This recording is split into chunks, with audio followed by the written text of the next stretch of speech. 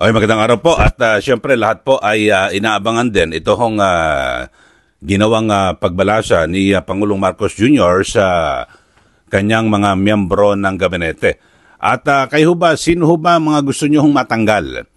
Kasi sa ngayon ho ay alam naman natin na ang dahilan ho ng pagbagsak ng popularidad, trust rating at performance rating ni Pangulong Marcos Jr.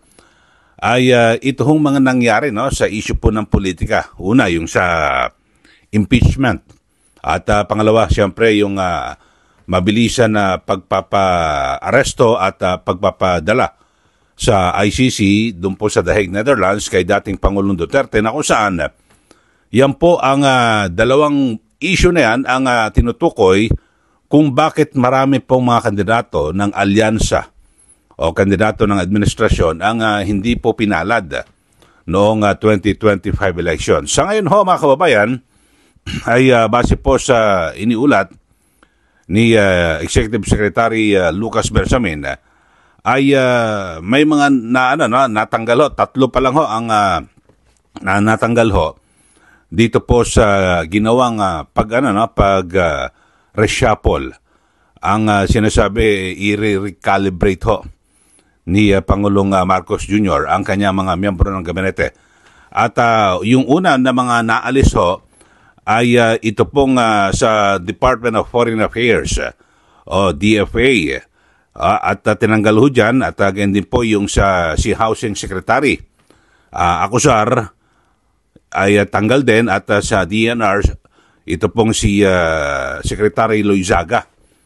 Ang mga binabanggit ho dyan ay sa DNR ay lagi raw nasa abroad.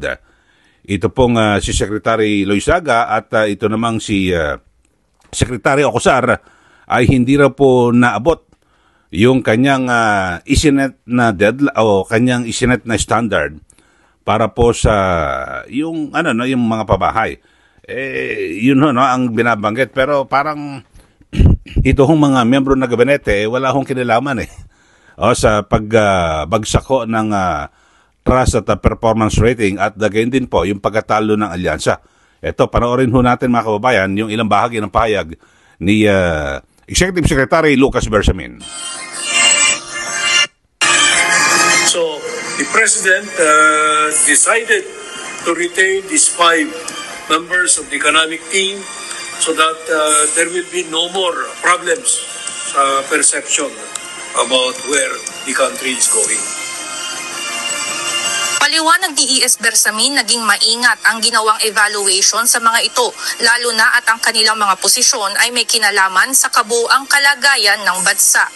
Dagdag pa ng Executive Secretary, nakita ng Pangulo na naging mahusay ang mga ito sa pagtupad ng kanilang mga trabaho habang nanunungkulan bilang mga kalihim ng kani-kaniyang departamento. I don't know how fair or unfair that perception is na mas malimit siya sa labas ng bansa. Yun ang recurring na pinapadating sa amin.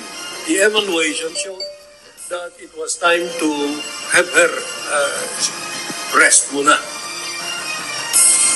Sa kabilang banda, dalawang courtesy resignation naman ang tinanggaptan ng Pangulo.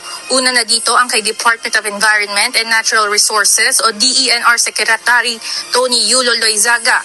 Ngunit nilinaw ni E.S. Bersamin na hindi korupsyon ang dahilan ng pagkatanggal dito sa pwesto. Dagdag pa dito, walang lugar ang underperformance sa administrasyon ng Pangulo. Kasama rin sa aalisin sa pwesto si Department of Human Settlements and Urban Development o DSUD Secretary Jose Rizalino Acuzar dahil hindi nito natupad ang expectation na nilagay nito bilang kalihim ng naturang kagawaran. Hindi mo rin masabing corruption yan, wala. Hindi mo rin masabing underperformance, under-delivery. Napakataas yung nilagay niyang standard niya when he accepted the job. Okay, so yung binabagiton ni Executive Secretary Lucas Bersamin, yung kay Secretary Loizaga ng DNR ay ang sinasabi niya, parang lagi ho, ang perception, lagi nasa abroad po itong si Loizaga. Pero alam niyo, noon pa ho ito Di ba, matagal na ho ito, nabanggit pa ho yan sa Senado sa ginawang pagdinig. sa budget, di po ba? At ganyan din ay ito namang si Secretary Acosar ay hindi raw po na-meet kasi ang pangako niya parang 1 milyon isang taon na housing units. Pero hindi raw po ito sa corruption. So, hindi rin masabi ni Secretary Bersamin yung performance o kung ano man. So, medyo malamyaho no yung no. Pero siyempre prerogative po ito ni ni Pangulong Marcos Jr. kung sino po ang gustong ma-retain. At ito pong si Foreign Affairs Secretary Enrique Manalo ay nailipat lang ho ng pwesto. At isa po sa papalitan niya. Ito siya yung kinatawan sa United Nations at ang isa po sa pinalitan ay ito pong si Anton Lagdameo na kung saan ito po yung itinuturo di umano na kasama ho sa pumalpak sa nangyaring kampanya ng eleksyon noong 2025. So, yan po. At ang inaabangan ho natin lahat, yung mga tao ho na nasa likod na mabilis po na pagpaparesto kay dating Pangulong Duterte.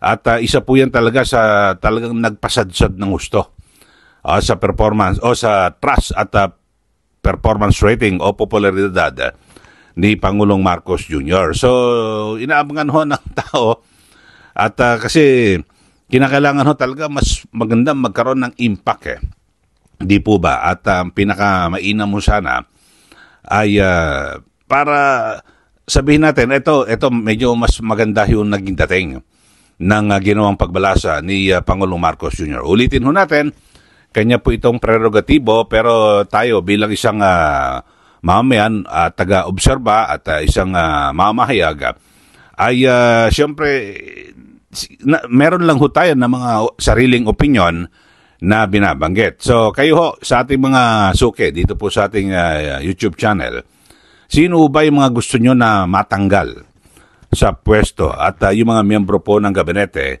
ni Pangulong Marcos Jr. Kasi ako ang binabanggit ko lang ho yung mga yung direktang may kinalaman sa pagpapaaresto at pagpapaalis mabilisan kay dating Pangulong Rodrigo Duterte. Tignan natin kung yan po ay talagang haharapin ho ni Pangulong Marcos Jr. ng talagang harap-harapan. Yung ibig sabihin kasi mabigat Halimbawa, yung Justice Secretary, yung mga humarap po sa yung humarap po sa Senate Committee on Foreign Relations, siguro yun na ho. Bilis ho. DILG Secretary John Vic Remulla, Justice Secretary Boying Remulla. Tapos ito pong si National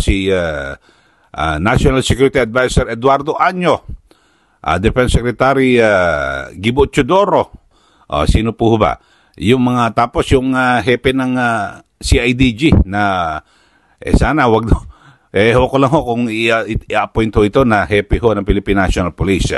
So kita niyo naman ho kung sino-sino ang mga talagang ito po yung dahilan ng paglagapak ho o pagsadsada ng rating ni Pangulong Marcos Jr. Yun lang ho, binabanggit ko lang ho, pero nasa decision po pa rin ho yan ni Pangulong Marcos Jr. Kasi kapag naging mabigat po yung kanyang mga, kumbaga sana mga big time ho, malaking tao, ang natanggal po sa pwesto, Kasi sa ngayon sa DNR, ano ba mga kontrobersiya ho doon, di po ba?